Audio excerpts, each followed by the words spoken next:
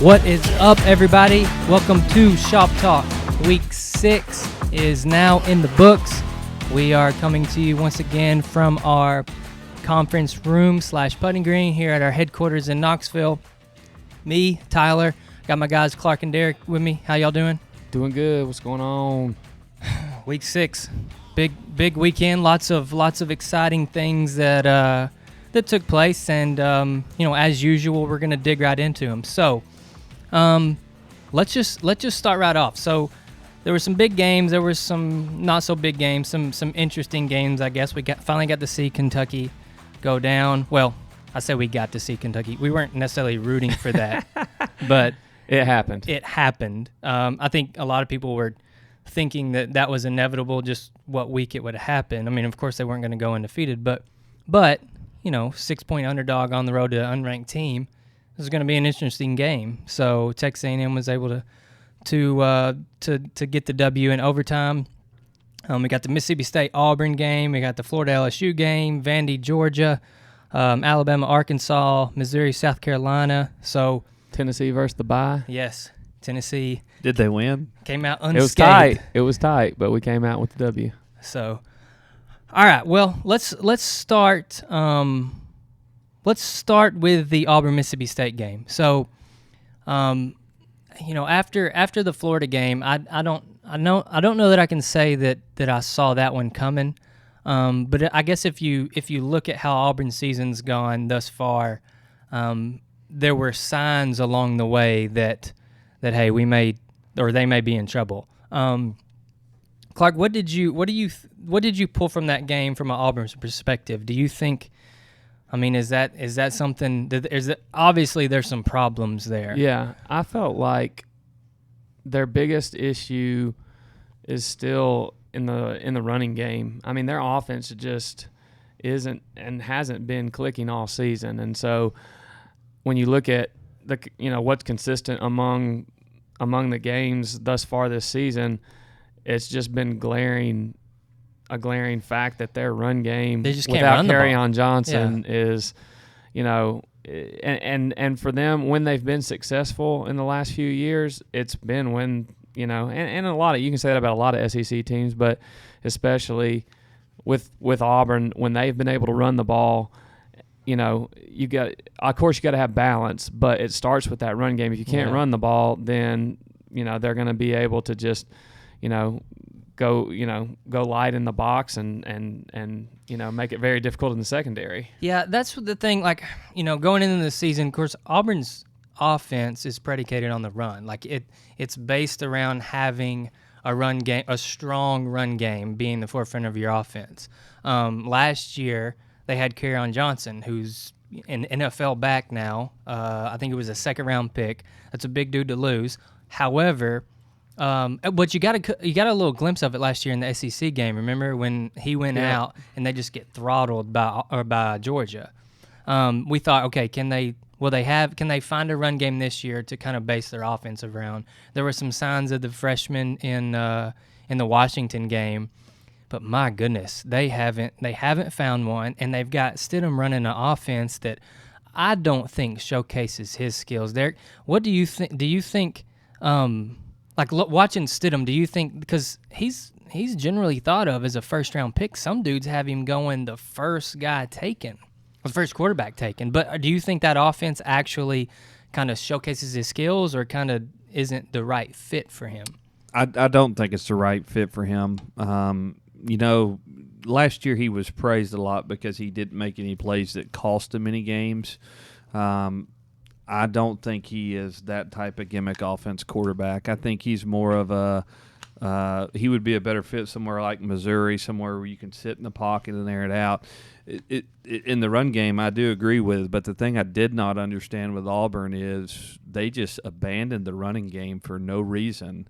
Malzahn doesn't get questioned often because he is a very good offensive mind, but the Whitlow kid had 8 carries for 88 yards. That's a solid average. I'm trying to figure out, why do you abandon the game? They rushed the ball 21 times, and really they only rushed the ball 16 times. and they throw the ball 38 times, and I'm trying to figure out what's Where's going the on with the balance? play calling. And I know the first 3 drives they had incomplete passes to start a possession. So I'm trying to – I do realize that Stidham is the strength of your offense. Yeah. But at the same time, in this offense, he's not a feature quarterback. I think that they need to establish – last year he made plays and he got his name out there, but he was a complimentary player. He complimented Kerryon Johnson. And that's the other thing I'll say about Stidham. This year he has been the guy. Yeah. And whether it be offensive schematics or not, he hasn't thrived in that offense that you would expect to be so explosive has been really disappointing. Yeah, I mean, it's hard for me just because, like, you know, I know Gus Malzahn sees things in practice. He knows his personnel. But when I watch Auburn play, I can't help but notice, like, most of their offense wants to happen either behind the line of scrimmage or within 10 yards of the line of scrimmage. Mm-hmm. And so even I don't know the stats off the top of my head, but even last year I think that could be true to an extent. But I think it was the other day, you know, he had almost like 75% of his passes happened within either behind the line of scrimmage or just at 10 yards in front of the line of scrimmage, which is insane, man. Like, you've got a guy who's, you know, thought of to be a first-round quarterback. I wonder why. I don't know why they're not, you know, that's not showcased in their offense. And they've got Slayton, who's a big body, a deep ball threat. Yeah. But I do agree with you. But a lot of their schematics, and it's the same thing Malzahn's always done. It's window dressing. If you can get somebody to get their eyes where they're not supposed to be with motions, and then it's very successful. When people are disciplined against you, you've got to start going to the one-on-ones. And I agree. I haven't watched him a ton this year, but I really thought Slayton was going to be a really, really big-time contributor for him this year, and he hasn't been. Well, of course, you know, it's easy for me when they've lost a couple games to sit back here and start picking apart, like, this is what they're doing. I don't necessarily have the answers at all, but you can see that I don't think it takes a football genius to see where some of the problems are on that offense. It's definitely not what we expected to be, or we expected it to be going into the season. Golly, I didn't think they could only put up 9 points versus Mississippi State. Yeah, that's super disappointing. Yeah, I mean, that's extremely disappointing from an Auburn standpoint, I guess we could say. And Nick, so that's the offensive side. Real quick, the defensive side of that game was also very surprising to me. Nick Fitzgerald ran for almost 200 yards, ran for that much. And I know now he's the all-time leading rusher quarterback in the SEC. Did you shed a tear for Tim Tebow? Yeah, I did. I mean, he still don't have 3 New York Heisman trips, 2 national championships. But anyway, that's another discussion. And Hill ran for 126. Yeah. I mean, they got gashed on the ground. Yeah. So here's another thing. With a pass rush like Auburn's, and there's some other teams in the country that have that type of just those type of beasts up front. Is the way you beat them just run straight at them? Because that's what Mississippi State did, and they ran for 9,000 yards. It can be. I wouldn't have thought the people at Auburn were that type. Now, you look at the Allen kid at Kentucky. To me, he's one you run right at. You got to neutralize his speed. But Auburn's got some horses. I mean, not what you inside on the tackles. Yes, but what I also think, I don't think it's fair at this point to really grade that defense because Auburn's defense? Yeah, you can say that they're not frustrated, but when you watch your offense continue to do nothing game after game after I've seen it happen to Florida a lot too. Yeah, I mean it's a morale killer, and I think that's what's kind of hard for me to really get on the defense. I mean, they did only give up 23 points. Yeah, that's a decent point. You know, and they didn't give up passing yardage. And to be honest with you, I didn't watch a whole lot of the game. The little bit I did see, I saw that Fitzgerald had a long scramble run late, and you could just tell. I mean, it's hard to sit there and one, to be on the field more than you should be, and two, to not see your offense do anything. Yeah. I can relate to that. Florida's had some teams that sooner or later defense is going to have to give up something because they know. I know with Florida at least it was we know our offense can't score, so the defense is going to have to be a lot more, like, take chances that they wouldn't normally take because, like, the only way we can score is our defense. I never thought that would be Auburn, but. Yeah, and you also have, like, field position and time of possession. If your defense is on the field, 70% of the game, they're going to be gassed. Yeah. 42 minutes they were on the field.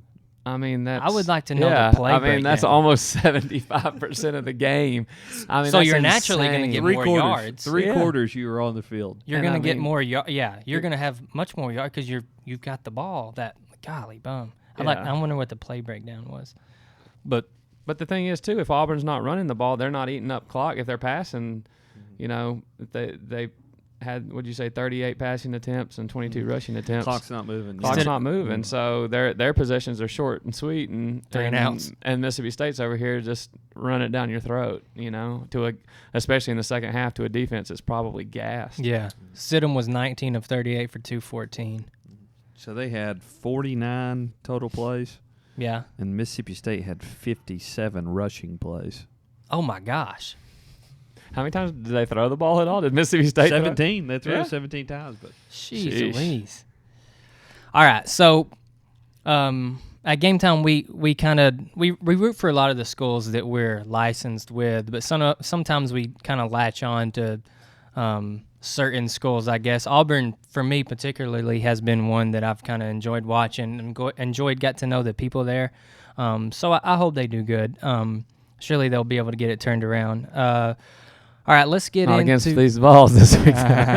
yeah, they get their get right game next. if there this was week. ever a time to get it turned around. It's not this week. I don't know though. Like we'll talk about that game coming that's up. fine. But like I do think Tennessee's what I've seen from Auburn over the past couple of weeks. I'm not like, oh man, this is gonna be a bloodbath. I mean, now they may have a decent shot.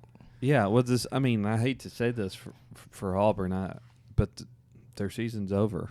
I mean, Yeah.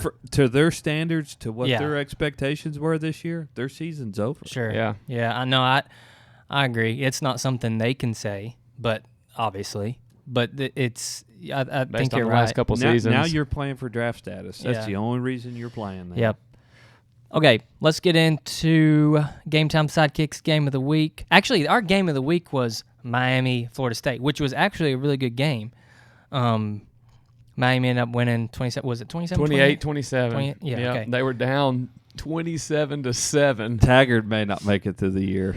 Yeah. Surely he's got to make. Well, the thing with Taggart is He got a lot of guaranteed money too. he got a lot of money, and he didn't walk into a bare cupboard situation like that. That team has talent. Yeah. Like real talent, and that's why I'm kind of like, this is.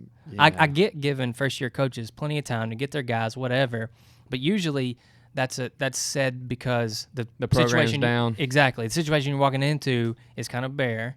You don't have the recruiting kind of slept off a little bit. But Florida State, I don't know the stats, but their recruiting from last year was not terrible. They got Cam Akers. They got Francois back. I mean, they've got some 5-star legit players. Yeah. And the bad thing about that game is, it'd been one thing if Florida State had lost in a back-and-forth game, but to be up 20 points in the third quarter and lose, it just makes it that much worse for him. Yeah. So that was one of our games of the week. I guess we had two. Our second one was LSU Florida. That was We had two because you're a Florida fan. I hope everybody's got a good 3 hours to listen to me break down this game because Oh Lord.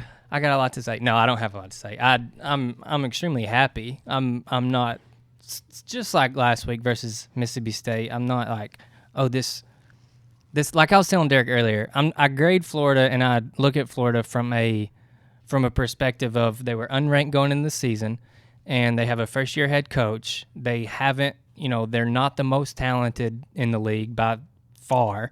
So I grade them on that scale. Now, on that scale, I'm super happy with where they're at, and I think they're getting better, all that stuff. But I'd like to be real quick to say, like, I don't grade them on the Georgia and Alabama scale because they're nowhere close to that right now. So, having said that, I think it was a fantastic game. I looked at it as two really strong physical teams kind of battling it out. And I didn't think I could say that about Florida 3 games ago or 4 games ago. Like, that did not look like a physical team. That looked like a kind of entitled team against Kentucky. Defense impressed me this week. I'm sad to say, but they looked good. good, man. They're good. Their edge rushers are really talented. Just they so get good. so They're much good. pressure on the quarterback. Well, they force forcing fumbles.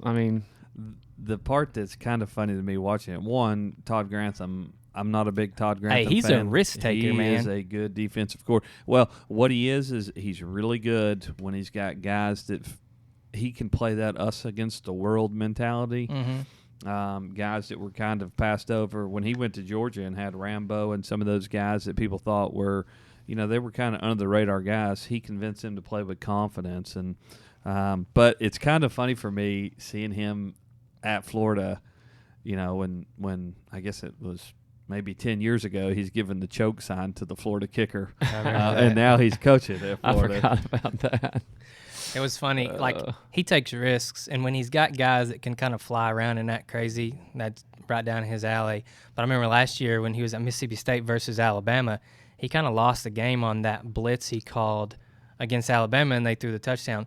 And then, lo and behold, I know this is last week, but lo and behold, last week he wins the game on a blitz, and he brought him this week too, which sometimes scares me just to be.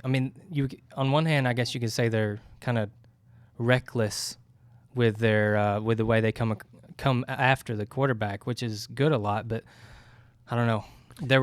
There's still some concerns with the team, obviously, but. Yeah, I think it's good. What I think it is, I think he's a great. Maybe their talent level on defense is not what everybody else's is, but when you have that edge and you play with that, we don't care what we're going to throw everything we got. Because one thing he does, and I love it, it's my favorite play in football from a defensive standpoint, is his delayed safety blitz. Yeah. And he just lets him pick a hole like a backwood. You delay it, find a hole, and hit it. Yeah. I was just gonna say I was surprised that Florida put up 27 points on that LSU defense. Well, 21 basically. They pick 6. Yeah, that's true. They went for 2. It technically, I guess it should be 21 points because they had 3 touchdowns. Yeah. I was just surprised that they put up the points that they did against, because LSU's defense coming into that game had been, to me, one of the most impressive in college football thus far this season. And Florida's offense had not looked. Their defense had looked great. Their offense had not. And they, 400 yards. They rushed for a good close to 200 yards, if not. Over 215. Yeah, I was gonna say. I knew it was around there. And I didn't see that coming. I didn't see them running on the LSU defense like they did. One thing I liked, or I thought it spoke to the kind of the toughness of the team, because you didn't see this type of toughness versus, and who am I to call these dude call out? I'm not trying to call out people's toughness. Listen, I'm very privileged with the sitting back and recording air conditioning and stuff. I'm not gonna point to guys and be like, you're not tough. But the team didn't have that grit to them versus Florida or versus Kentucky. And in this game, LSU's real physical too. Florida lost the first and third quarters from a physicality standpoint, from just an overall game standpoint. Of LSU came out too. They threw some punches. They really did. And Florida was able to weather them, and 215 yards rushing. When I watch LSU's team up until this point, I never thought we would do that, because they are strong and fast. That the number 40, the linebacker, what was is his last name? White. Yes, he's probably the best linebacker smokes in college football. And does he not run like a 4.19 or something? Maybe it ain't that fast, but it looks like it's that fast. Well, basically, to put it, I watched a little bit of the Kirby Smart press conference. And he basically said, because they're playing him this week, he said, last year I remember watching film with Roquan Smith, basically telling him, look, this guy is faster than you are, and he weighs 20 pounds more than you. Yeah. So if you can't play as good as he did, it was when they were going to play Auburn, then you're not going to have. And I just thought, wow, that's no, they're going to play Mississippi State, but So you look at Roquan, who's being pretty successful this year in the league as the 8th overall pick. Yeah. So to get that comparison is... Dude, he is so fast. Like, when it comes to run stop, like I don't watch every play, exactly what he does on every play, but when you watch that game, he stands out as this guy back there at linebacker that can just move sideline to sideline and not ever let anybody get to that sideline. Like it's not going to happen. You're not going to beat him there. I know I listened to a couple other podcasts. I know Luke Del Rio was talking about when he watched Florida or when he watched LSU, how much those two, Del Pitt, the defensive back too, but how much those two guys from LSU jumped out to him. And even watching that game, like I thought the same thing. Like those are some dudes. They've got 3 first-rounders. And Williams, I think Williams the corner will be a first-rounder. They've got 3 first-rounders on their defense. So in that respect, like I'm trying not to ramble too much about Florida because I'm surprised. And like in that respect, like Florida's off 400 yards versus that. I would have never thought that 3 weeks ago. And I think some of that, like Mullen's game plans have been on point, and in my opinion, every game. We didn't play very well in the Kentucky game, but his play calling in the LSU game was really good. Like you can tell sometimes they just get in a rhythm with the play calling, and then he threw in that throwback pass from the tight end with his left hand, things like that. He's been really good. I think looking forward, I'm fairly excited about where the program is. I know Florida fans are really impatient. Last thing they want to do is give him time. Well, he may not need as much as what we initially thought. I don't know. That's not to say it couldn't go down in a heartbeat when they play Georgia or somebody really good. But I will say I was a bit disappointed in the play of Joe Burrow in this game. Just some mistakes that he hadn't been making in the past. And I mean, credit again to Florida's defense. Yeah. But there was just some mistakes there towards the end of the game when the game was on the line. There's one where, I mean, he takes a sack, a bad sack for a lot of yards. I mean, he just could have thrown the ball out of bounds. He was outside the pocket. I mean, just plays that you can't make in a close game and expect to win. He just didn't perform well in this one. I think I don't know. I kind of saw it like there were a couple plays he made. For one, 2 third down he converted with his legs, and one for like 30 yards. So he was able to kind of not break contain really. Actually, I think there were draws right up the middle. And then the play that stands out to me on from a passing standpoint is when it was like a bootleg and to throw, and so he faked the handoff, got his head around, and then I think it was Voshawn Joseph coming around the edge, and he got his head around so fast and got the ball thrown fast for a first. Like I think they end up having a first down, maybe in a decent gain, and I don't know how in the world he did that because I don't think he saw the guy. I guess as a quarterback, that guy's unblocked, and so when you turn around, you got to throw. Well, he is unblocked, but who he threw it to is who that guy's supposed to be guarding. That was a man look, and he bit hard, and when he did, you got to make the play, and he tried to, but when he made that, there was nobody covering the man in the flat. Yeah, I don't know. He missed a couple throws in the end, but this is a dude who's been. I mean, that was his first interception he's thrown all year. Yeah. He's been fairly consistent. He threw 2 of them. And he's the one at the very end was kind of like you kind of had to. The one right before that was what lost in the game. But golly, he was getting hit too, though. Whereas Franks was too, but Burrow was taking some knocks. Mm-hmm. Like they were getting after him. They were getting to him. Those edge rushers. They were. Like they just pin their ears back and go. I know, which I don't know, man. They're kind of fun to see, but Franks. I thought Franks was impressive. He was also taking some hits, like some real hits. Like that one where I think he tucked and ran. He ended up not getting the first down. Oh, he got rocked. Golly. He got rocked. That was at the very first quarter. Yeah. I think he hit Del Pitt and some other. It was like 3rd and like 15, 16 yards, and he got all of it but one. Yeah. He tried to lower. He got absolutely rocked. Like And Franks is a big dude, so like he can take, I guess, a little bit more of a beating than some smaller guys. But man, he got rocked. Yeah. To me, he is the most improved from the start of the year to this point of any QB in the SEC. I won't say country because there's been some guys that have really started to step up. Yeah. But in the SEC that I've seen, because the first few weeks I thought he was a really bad football player.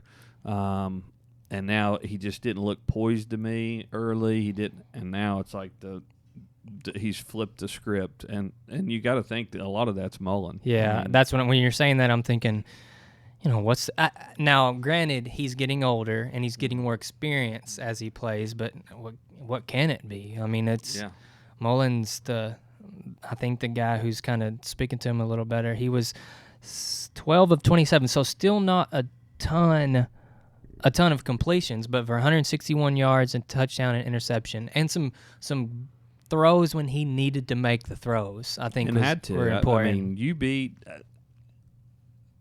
after week 2. I thought he would be a liability, and now he's not. Now he's making plays that are contributing to Florida winning, which is really what they. I mean, don't get me wrong. They're not some they don't have some plethora of talent, and all he's got to do is manage the game, and they're going to win by 50. But they do have they've got a strong running game, 3 running backs deep that are good. Yeah, if they can run block, then I think the pressure is kind of off Franks as far as like you don't really have to go win games. Yeah, and I think the talent that I guess people claim they don't have. I'm not saying they don't have them, but from a talent perspective, it's not as strong as some other I don't teams. think it's known. Like Van Jefferson was a 5-star, and every school in the country wanted him.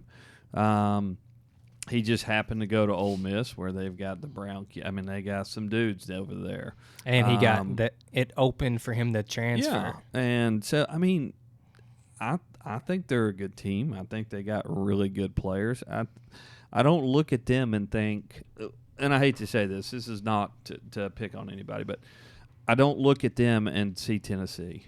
It's like I don't look out there and see that depleted of a team. I mean, they've got the Ivy kid, who I think was a 5-star. Yeah. They've got some dudes on that team that can play.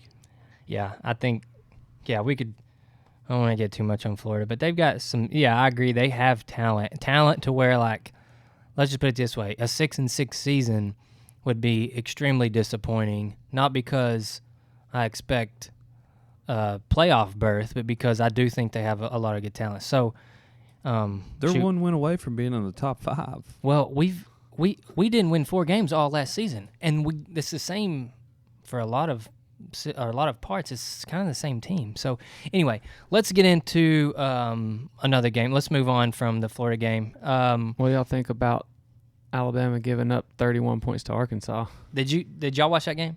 I didn't get to watch it. They should have given up 48 or 49. It sounded like 40, Arkansas 48, didn't have any trouble moving the football, especially in the first. I was talking to you earlier. Like they had 2 fumbles, one fumble at the goal line and another fumble in the red zone after moving the ball easily.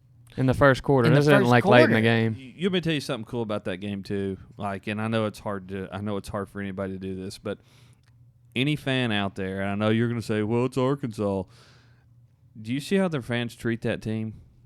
Like, they don't leave. They got Arkansas? They got hammered. Fans or and Alabama they got a fans? standing ovation for how they competed when they walked off the field the last 2 weeks. Now, I'm not saying what happened against North Texas is okay, but you want to talk about impressing recruits? Yeah. Treat your athletes like that. And it's not just – it's everybody that program's struggling. Watch how those fans treated those kids, because you know what? They did play their butts off. Yeah. They absolutely played their butts off. They did.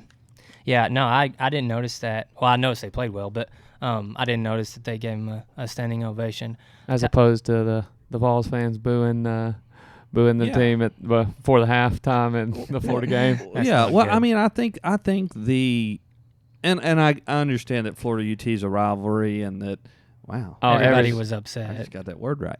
But, and I get that, but, like, even for my own sake, I'm thinking there's times when Georgia hasn't been good, and I get really angry and really frustrated. Now, a lot of that has to do with we have had talent there.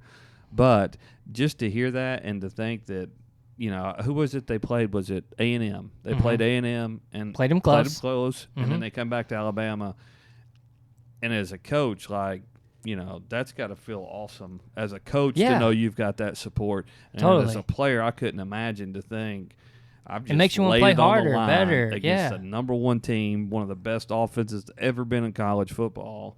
Kind of got throttled. And these people appreciate it. They appreciate it. Yeah, like my hard work's not going unnoticed. And honestly, like if you're an Arkansas fan, I wouldn't be extremely disappointed. No, like you said, you don't want North Texas to happen or Colorado State or things like that. But what you want to see is the team getting better because, you can't go broke taking profits. So if you keep getting better, like that's all you can really ask. First-year coach, like not the most talented, probably the most difficult division in college football.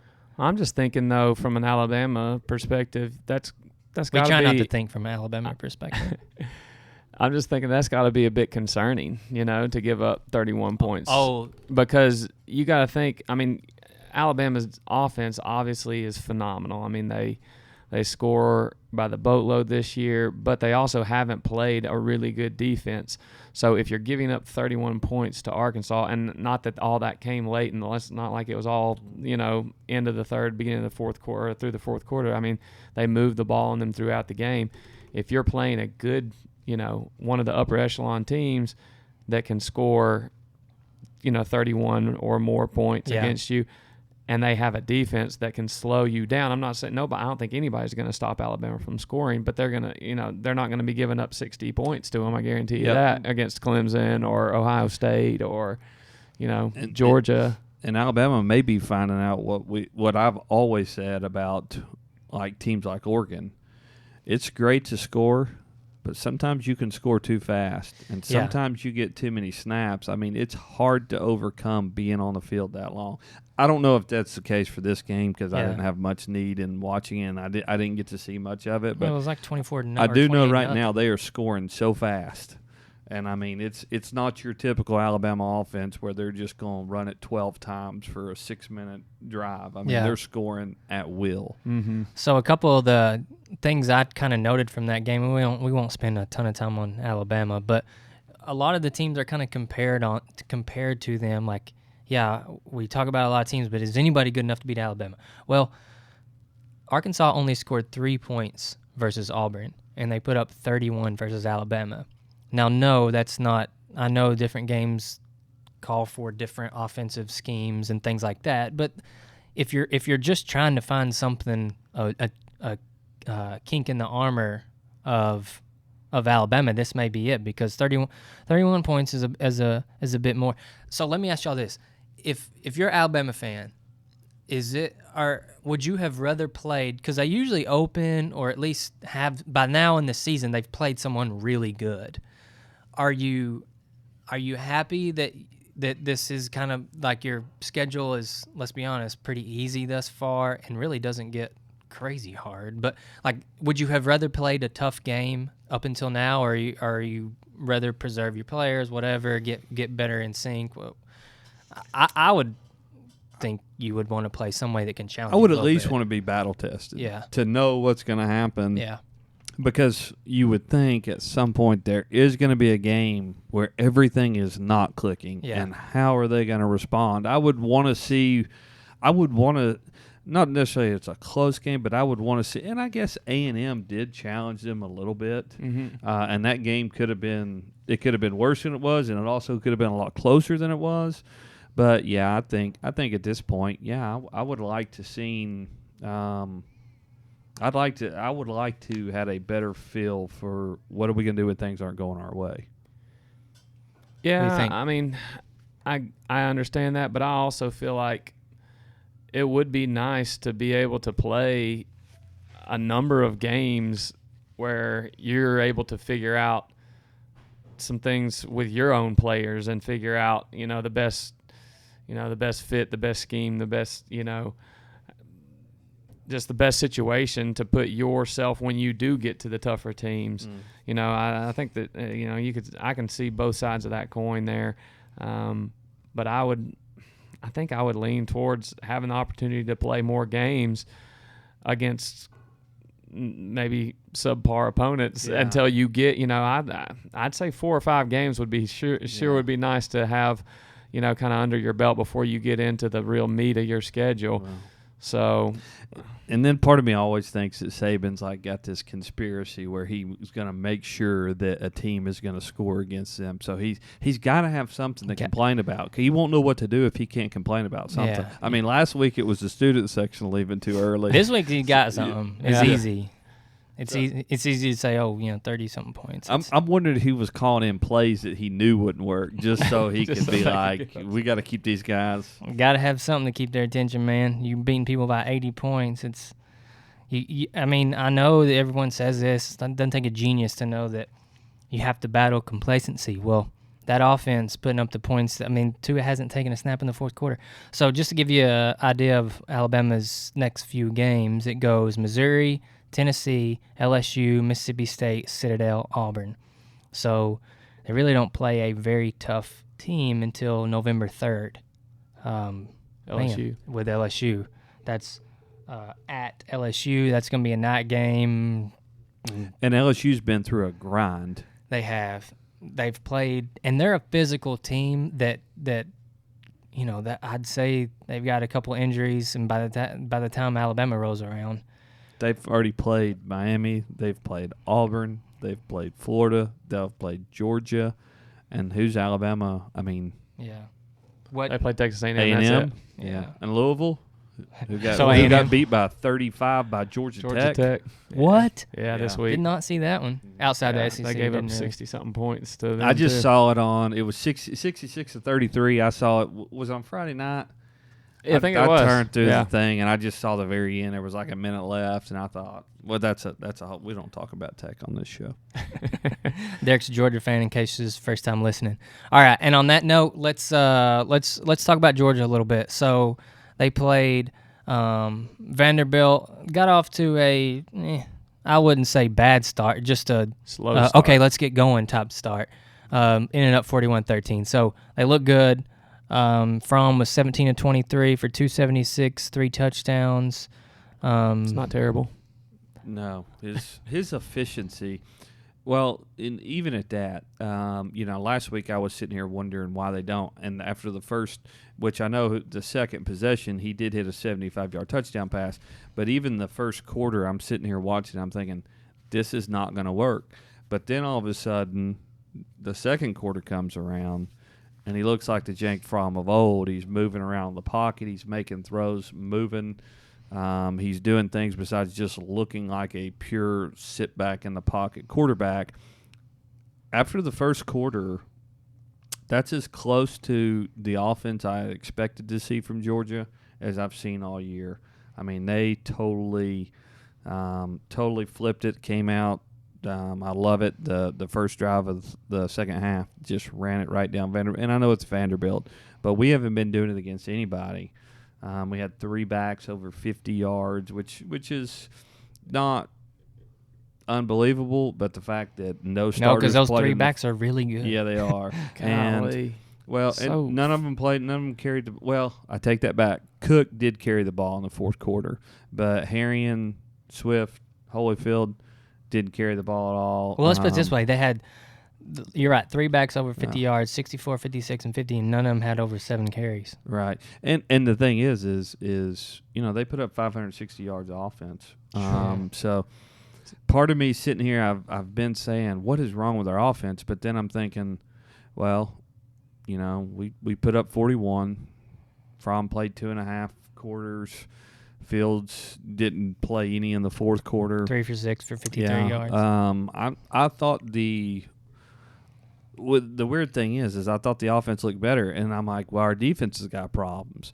And then I look at our defensive stats, and it's like, okay, we're the leading defense of the SEC, and I'm thinking, maybe they're just getting unfairly. Maybe I'm looking through a scope like I just want to see them flying around like they were last year on defense. I just want to see them not give up points. Yeah, and they're not giving up points. And they're not, mm-hmm. and they're not really giving yards. Vandy had 321, which is. Not, yards per game, they're first in the SEC, 7th in the country. points per game, they're first in the SEC. I think they're maybe second in the country. And I'm thinking, why does it not feel like the defense is any good? And a lot of that could be who they're playing too. Yeah. I think my evaluation of Georgia, and it's just doesn't mean much because I'm a Florida fan, but I do like seeing them play well because we sell a lot of Georgia product. But Keep buying it. Is that they're and rightfully so, but they're starting to be graded on the Alabama scale. Like Alabama's kind of screwed up our view of evaluating at least the offenses of other teams, because they're like, yeah, they put up 41 points, but are they scoring 70? Like Alabama is. But I think, and honestly, that's I guess the scale that they need to be graded on, because that's who they're going to have to beat to win a national championship. Yeah, well, and the reality is that's the scale they're all graded on. I mean, it's it's because they're really good that we grade them. We kind of have a higher curve when we grade them. They're a good team. So and they're different. I mean, and I think that's the part that's, when they play LSU this week, they're not going to look like Florida did. They don't pin their ears back. They play very disciplined, controlled rush to passer. Conservative. They don't bring a lot of pressure. They want to keep everything in front of you. They don't want to get the screen game going. I'll tell you what they've got. When Kirby's first year was there, they had that bend but don't break mindset defensively. And I think this year it's very similar. I think they want to keep everything. They've got a young secondary. They try to keep everything in front of them. Now, will it change this weekend? I think it has to a point, because I think Burrow's the flip side of that quarterback.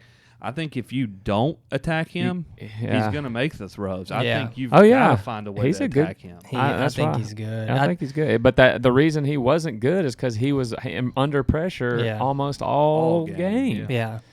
That first quarter, taking some of those hits he took probably didn't help. That wouldn't have helped my psyche. Both those quarterbacks got the crap beat out of him, and for all intents and purposes, neither of them just kind of. I mean, they played lit tough, it up, but they played, They played tough, and like with that, both those defenses, that's more than I'd do. Speaking of quarterbacks, though, Shermer, who's a good quarterback for Vandy, I mean, Georgia held him to 50% passing, 14 for 28, 169 yards. I mean, that's I think it's just because you don't.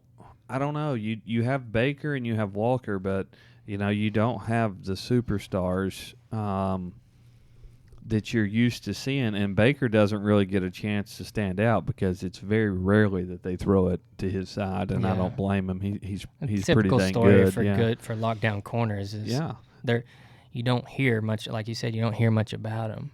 But like I said, I keep wondering, like, something just doesn't feel right, but then at the same time I'm thinking, well, everything is better at this point than it was last year. Yeah. But besides their schedule hasn't been better this year than it was last year. That's going to be an interesting game with them and LSU, man. Like I want to see Georgia win that game, and for the most part, if Florida hangs with LSU or beats them, then Georgia's much better than that. So, on paper at least, it should happen. But we'll see. We'll touch base on Monday and see how the game went. Yeah. So that's a 3:30 game. Lucky for Georgia, because I've heard, like, I was hearing this. I don't know when I was hearing this or who it was from, but a few people talking about all the stadiums they've been to, and they're like, it may have been Del Rio again saying, like, actually, I don't even know who this was, but they were like, I've been to a lot of stadiums, played in a lot of different places. It was Ryan Russillo that was saying that LSU at night is just crazy. Everything else is like, oh, the swamp was loud, or this was crazy, or that was, intense. Yeah. Oh yeah, but then there's LSU at night, and you may die. So I've heard just overall that experience is just like second to none. Just with not to say every place isn't loud in the SEC, every place is loud in the SEC, but just the whole. Like, I heard they mob you on your way in. They're there for warm-ups. Dude. I've heard it is just insane. My brother-in-law played for LSU for a couple years, and so we went to a bunch of games down there, and it is a different environment there at night. So what did you wear LSU stuff to the games? Oh, yeah. I mean, it's my brother-in-law. But would you have worn Tennessee stuff to the – I mean, well, one of the years he was playing there, they played – Tennessee in the SEC championship, and so Did you get family tickets? I did. You had to wear LSU. I was sitting in about the to say, family you can't section of sit in the LSU. LSU I had on a family Tennessee section. T-shirt with an LSU hoodie over the top Was of it.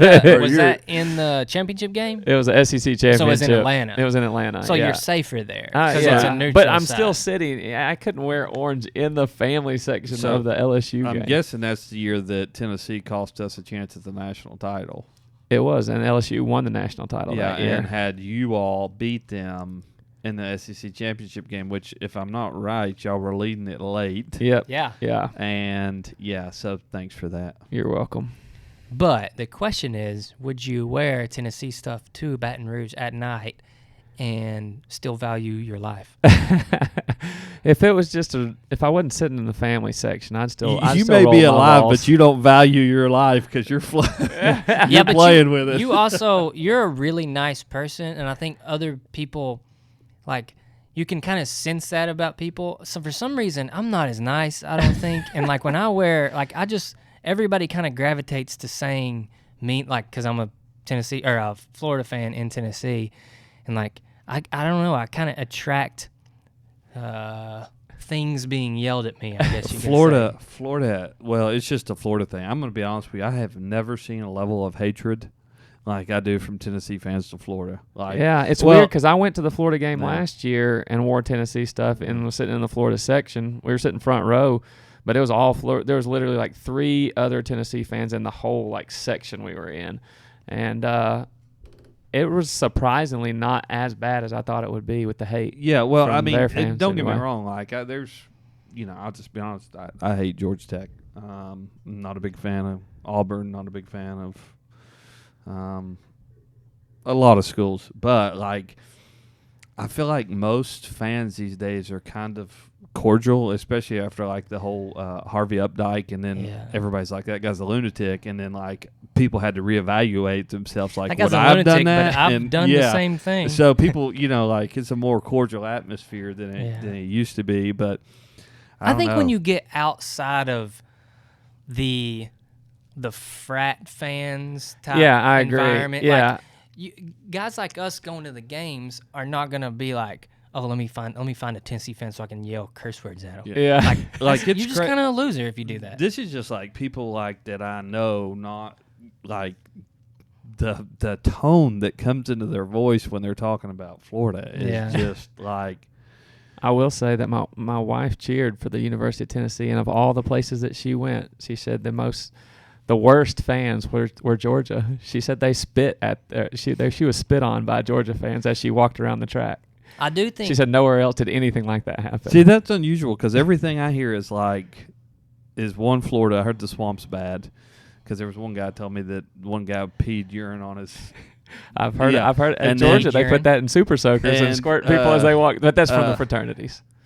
Yeah, well, don't walk through the fraternities. That's true. But Don't do that anywhere. Yeah, No. and I've heard LSU's bad, but other than that, I don't. I've heard different stories. If you took all the stories you've heard, filter out what's true and what's not by some people, and then spread that out in a spreadsheet and like tallied everything up, I think your tallies would be the same. Like, Every tally. There's gonna be people that have Because, had terrible things happen to them at all kinds of different stadiums. Here's the thing: like, if you're like, a lot of Florida fans hate Tennessee or they hate Georgia.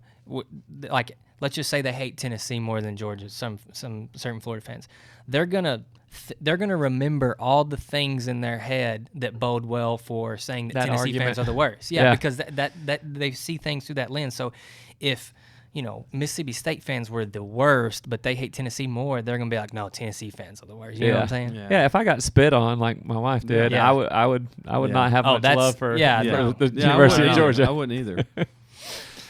All right, But I'm trying to figure out though, like, how good could these dudes spit? That's Because you're not up close to the front. not that. I mean, these dudes had to have been like some professional loogie spitters or something. Well, the cheerleaders have to walk. They got gotta to walk. The You cheerleaders have gotta to walk in in certain tunnels areas on and stuff. the field. Yeah. So I don't know. I'm just telling you what you told me. So Unfortunately, I mean, I'm not doubting it. Yeah. I mean, Let me put this some- in my notes. Never be a obviously, cheerleader. Yeah, there's lunatics out there. You know what I mean? that's that at every place, and Yeah. especially with the alcohol consumption at college football games. So yeah. One of the funniest stories ever for me. Speaking of fans on frat row, when I was in college, we were playing a school in North Carolina, and it just so happened we were like an hour outside of Chapel Hill. And so my brother came to the game, and after the game, you could ride back, with your family. And he was like, "Hey, we ought to, Miami." It was when Miami had Devin Hester. They were the fourth-ranked team in the country. He's like, Chapel Hill's up this way. Whoa. We ought to go to the game. So we go to the game, and the guy we're going with, he scalps the tickets and everything. And so the school I played for was Orange. And Carson Newman, for those listening. Well, yeah, but we were Orange, and so we're walking down to the game, and in our travel outfit, I had my orange outfit on, and these people are cussing. So they thought me. you were a Miami. They thought I was a Miami fan, and they're cussing me and letting me have it. I mean, like throwing stuff at us, and I'm sitting there like, you have no like. Is that the year North Carolina won? North Carolina beat them. Wow. Yeah. one other big game from this weekend. Yeah. Kentucky and A&M. We didn't touch. Oh on yeah, that we one. didn't touch on that one. Just quickly. Because it was kind of boring, but go It ahead. was a boring game. I mean, the biggest takeaway from me was just the quarterback play from Kentucky was just abysmal. Yeah. Well, And what A&M we've said, defense.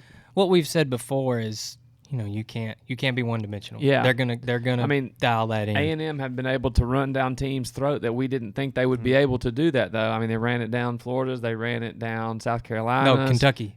I'm sorry. Yeah, Yeah. Kentucky ran it down Florida and South Carolina. I mean, knowing that that's what their plan was, they've been able to do that up until this game. Yeah. So now now you know the recipe. If you can stop the run.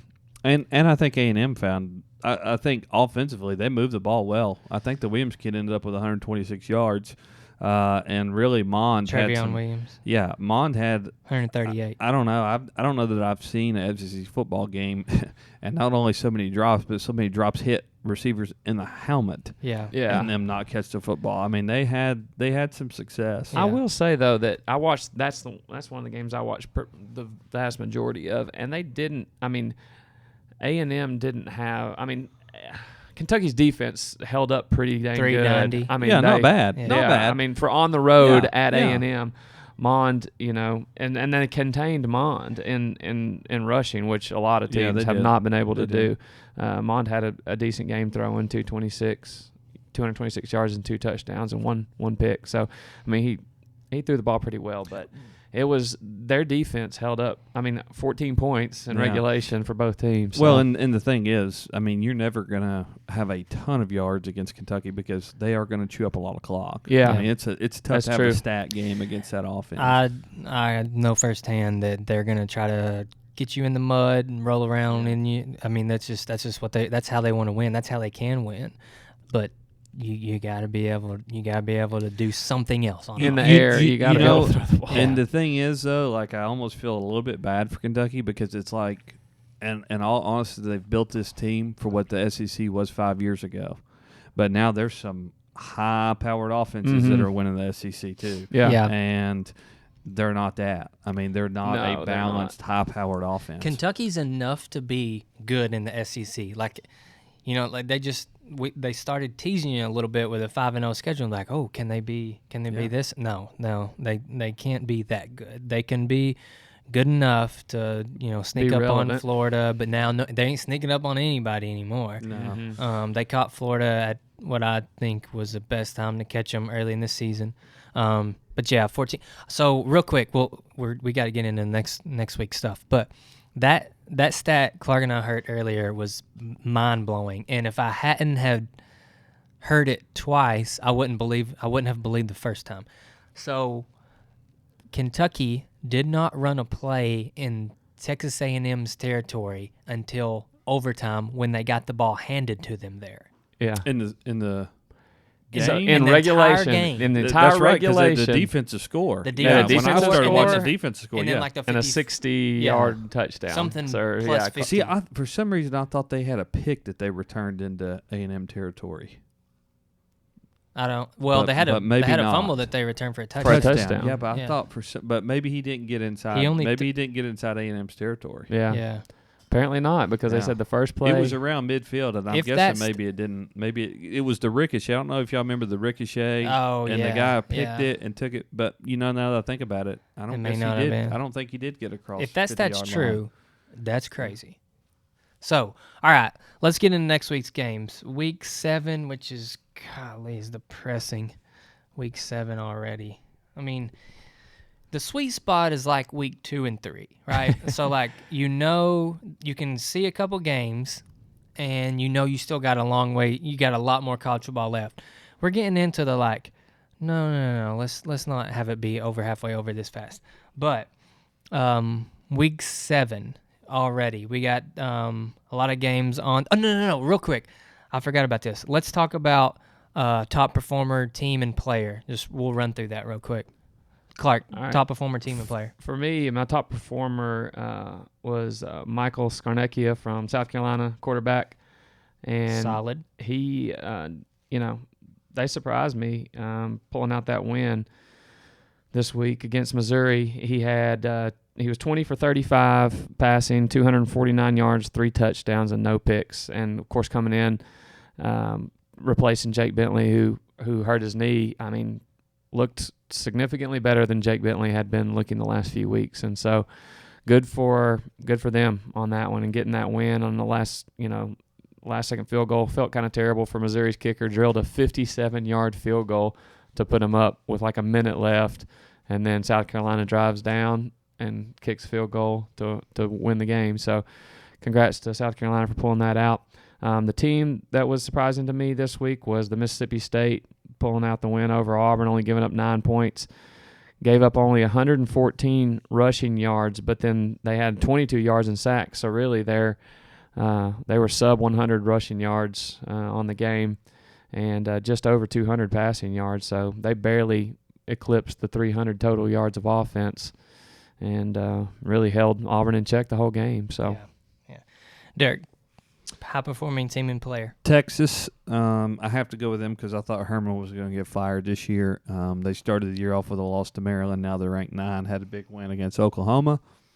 And player, I'm going to go with Dwayne Haskins, OSU, 33 of 44, 455, 6 TDs. My player or my team is, I think my team was actually this last week, but I don't know. They just jumped out. This will be the last time they're my Who? top performing team, Notre Dame. Oh, it's got somebody here's got to pick Florida. I think I picked them last. He Or did. I couldn't pick 2 teams. I changed last my week. team, Florida. They beat LSU at home. Well, so Florida, obviously, that's with my heart. But also, I think Notre Dame got over another hump that they needed to get over, another ranked team. Dominated. And easily. Find me someone on that schedule that they're not going to be a double-digit favorite over. They're in the playoffs. They're like unless they slip up, they're going to get the playoffs, and rightfully so though, because that schedule was pretty tough, front end loaded, but pretty tough. My player was Voshon Joseph, linebacker from Florida. He's number 11 if you watch the game. The dude all over the quarterback the entire time. He had 3.5 tackles for loss. He was everywhere. 14 tackles, 2 sacks. So, yep, that's my top performing team and player. Let's get into week 7. Some fairly big games on the schedule. I know the one that jumps out at me is the LSU Georgia game. LSU coming off the loss, obviously, that we just talked about. That is our game of the week. That is GameTime Sidekicks game of the week. Check out our socials for a chance to win a bunch of cool stuff. Derek, what are your it's at Georgia at 3:30, CBS game. Thoughts on that game from a Georgia fan's perspective? Yeah. Did I say at Georgia? Yeah. Oh.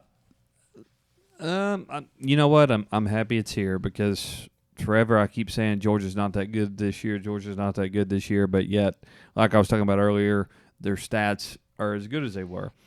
But what they haven't played is the physicality they're going to see on Saturday. They have not played a team that is that physical. Georgia hasn't looked as physical especially up front this year as they did last year. I don't know. Maybe it happens, and maybe they come out. I'm not going to be shocked if they win. I don't think they'll win by 7, which is what the spread is if they do win. But I'm just curious to see. This should be the style of football that Kirby Smart wants. He likes the physicality. He wants to line it up and as they used to say, just a legal street fight.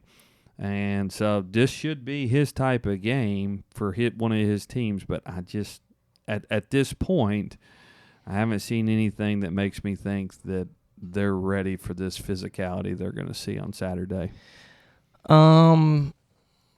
Here's the thing. If you want my opinion, and I'm sure you do, Georgia hasn't played anybody as good as LSU. LSU hasn't played anybody as good as Georgia. The thing about the physicality that you're saying, I believe that to be true. I just think Georgia, is genius football evaluation right here. I just think Georgia has better players. LSU, and when you have better players who are well coached, I'm going with Fromm as the better quarterback in that game. I'm going with Georgia as just having, especially offensively, so much offensive talent. Yeah, LSU's got some dudes on defense, but man, every time I watch Georgia, someone new pops off the film to me. Yeah, there's so much talent on the offensive side of the ball, man. I mean, their defense is great too. Yeah, but, defense, and like I said, it's. I don't want to give off that Georgia has no chance to win this game. They haven't been required to play that physical brand of football. And so my thought is you can say what you want to. Players got to come to play every game. I get that, but you got a different level of intensity going through you when you're playing Vanderbilt and when you're going to Baton Rouge. Yeah, there's a different level of intensity. The physicality breeds physical, or kind of creates that on the other side too. So you got to be like, you're gonna look most physical when you're playing the more physical teams. But what do I know, Clark? What do you think about that game? Basically, I'm in your camp. You want them both to lose? Yeah. Can we get a tie? Just to blemish both their records. Yeah. Settle for a tie. No. We got to have Georgia win. Not to show my true colors there, but from a business perspective, we need Georgia to win. So buy the Cubs if they win, or if they lose, that's fine too. If they lose, better. Nah, I lean Georgia just for the same reasons. They're just so many weapons on the offensive side of the ball, and I think obviously they're not that I don't like Coach O. I do like Coach O, but I think that Kirby is a better X's and O's coach. I think if you're talking about a coaching battle, I think he's going to win the coaching battle, and I think they have the better players on offense. Georgia's defense is, like you said, when you watch the games, it hasn't felt like they've been as great as they've actually performed. LSU has been more impressive to watch, but has given up more. Now, granted, they've played better opponents. Oh yeah. And so, I still lean in the favor of Georgia in the game, but it would not surprise me at all if LSU pulls this off. At home. You said earlier you'd rather LSU be coming off a win, Derek? I think so. I don't know one way or the other. Obviously, I'm happy they came out of a very physical football game because I think that helps. But I think that when now their back's against the wall. Like, if they lose again, they're out of it. If they win and continue to win, they still have an outside shot of making it to the playoffs. LSU. They'd have to beat Bama, but they win the West. They got their one loss. Just one loss. If they win this game, and if they if they win this game and win out, they're going. Oh, that's in the playoffs. Well, but you could say that about Florida too. But but and technically Kentucky. It's not gonna happen. I don't put them in that. But I'm just saying you can make that statement and that statement be true. But I don't know. One of the other things I do want to point out is my man Hot Rod. He is a big time kicker, and I have a get off of that dude. I'm telling you right now, man. Rec specs. Did you see him kick the 53-yarder? He did. Like, he kicked it halfway up the net. Yeah, he can kill it. You gonna pull a Graham Gano game winner from 63? That's one. I make this statement kind of jokingly, but it's kind of true. Everybody, pretty much, Alabama will be like last in the SEC when it comes to field goal kicking. Yeah. Like, which you say, well, they're not going to come within that many points. Maybe. You never I'm just know. saying, if it's a close game, Yeah. they're not lacking their chances with that. I mean, you know the statement, defense wins championships. Derek's Yeah. over here saying kickers win Kickers win championships. Just saying. All right, so Hey, you saw what Dicker the kicker did. Hey, he pulled did. it out. He did. Dude, that game was crazy. That game was We can't crazy. get into it just because of the time, but man, that game, that Oklahoma quarterback. Red River rival- I wanted to try rivalry. to say that just because I know I can't. Yeah, I'm not even going to. Okay. Alliteration The other significant game, at least from a Game Time Sidekick standpoint, is the Tennessee-Auburn game. Tennessee at Auburn, noon game. No one's thinking much of that one, apparently. I don't know, Clark. What are your thoughts on that? I think Auburn seems a little more vulnerable now. Yeah, I mean, A you lot more vulnerable. gotta feel a little bit better going into that game after them only putting up 9 points. I mean, everybody's gonna say, "Oh, they're gonna be mad and they're gonna come out ready to play." I mean, that may but that happen, ain't gonna but make at you the same find an time, offense. exactly. Drop The of a fact hat. that they're have been unable to put together much of a rushing game. Now, granted, they're going to probably try to establish that against a weaker defense than what they've been facing. But I mean, Tennessee had an off week. yeah, Tennessee's coming off a bye. Their defense, Tennessee's defense, actually looked much better versus Georgia in the last game that they the played. offense didn't look bad. I mean, Yeah. they hit some plays. Yeah, the offense has just the whole season just been predicated on if they can have any time, for Garantano to throw the ball. He's been pretty dang accurate when you give him time to throw Yeah, it. honestly, from an outside perspective, when you look at Tennessee, that's the issue is not him. Yeah. I mean, I think you would agree. Right. Absolutely. Yeah, you got to give them some time. Same thing if they can create some holes. We've got some talented running backs. I mean, we've got at the skill positions, we've got some talented players. So we'll see if we can if the line can hold up well enough to keep us competitive in the game. I thought the thing they did well against Georgia was they found ways to get They finally those got him out of extension- pocket. Yeah, got him out of Yes, pocket, which we had talked about. finally. And they found ways to get the ball to playmakers quickly out on the perimeter. On the edges, and, yeah. And if they continue, I think they'll have some success. As they say, run through the air. Just get a quick screen pass Well, out it there. hit for a touchdown with Chandler. Yep. I mean, and that dude can move. Yeah. I didn't Yeah. realize he was that quick. He's shifty. Well, and I think sometimes, I don't know that Auburn's necessarily like this, but we were talking about this earlier. Sometimes with those, well, no, this doesn't make any sense because Auburn's defensive line is good in the interior and in the pass rushing, like in the off the edges. So, like, I was about to say, a lot of times, or sometimes you can have some success against a team like that if you kind of run straight at them. But Auburn's good inside, outside, everywhere. Yeah. So You just have to wonder what type of desire they still have. It's I don't the only know, thing I man. worry. Mhm. I just, part of me always says, if you're a gamer, you're going to play no matter what. And then part of me says, when you were where you were last year, a game away from going to the playoffs, now your season is essentially over. How do they respond to that? yeah. We'll see. That's a 12 o'clock game. Just a real quick rundown of we won't get into all of them, but Florida at Vandy at noon. I may go to that game. Georgia at LSU, 3:30. We already talked about Tennessee at Auburn. Texas A&M at South Carolina. Also an interesting game. It's not necessarily one that Both Texas teams A&M's already ranked have 22. both, Yeah. both teams already have 2 losses as well. Yeah, But from a SEC perspective, there's not much riding on it other Yeah. than just each of theirs record. Missouri at Alabama, we'll see how much, what kind of points Drew Lock can put up versus the secondary. Something tells me, though, that secondary is going to be much improved in this game because they got kind of woken up a little bit. Saban's just giving it to him for these practice days. And then Ole Miss at Arkansas. So real quick, we'll run through our every week we have a lock segment, which pretty much everybody has these lock segments, but each of us picks 3 teams that we feel good about, or at least we feel okay about. So I'll start it off so I can give you some lines. I have this is another homer pick, but Florida's only given 7 at Vandy. I think that is Florida may not look great, but I think 7 points is a little low. I also got Tennessee getting 16.5. I'm taking Tennessee, and I'm taking West Virginia giving 6.5 versus Iowa State. West Virginia is just really good.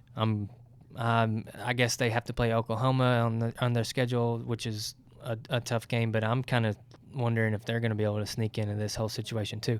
So there it is, West Virginia. I got West Virginia, Florida, and Tennessee. Clark, who are your 3 locks? I'm taking Ole Miss getting 6.5 points versus Arkansas.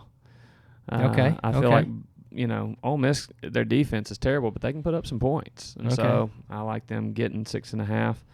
I also have the Tennessee and Auburn game. Tennessee getting the 16.5 points. Auburn only put up 9 last week, so hopefully they don't explode this week and they can keep it within 16, hopefully. God. Yeah. So if you're looking for a lock pick, that's 2 people that picked that game, so go ahead and put your money down. There will be a third pick that game as well. Watch out, the trifecta. And then last one, I'm taking Missouri with 28.5 versus Bama. If you have taken the team with the points the last 3 weeks versus Bama, you would have won all 3 of those. So I'm going to make it going 4 in a row. So that's kind of crazy because, Bama's been beating everybody by a million, but yet they haven't covered the spread on their last 3 games. Yep. So if you really get technical, they're not even covering the spread. So they pretty much suck. They're not that good, obviously. Are they vulnerable? They're going to lose to Missouri. Derek, 3 locks. Oregon getting 3.5 at home against Washington. Okay.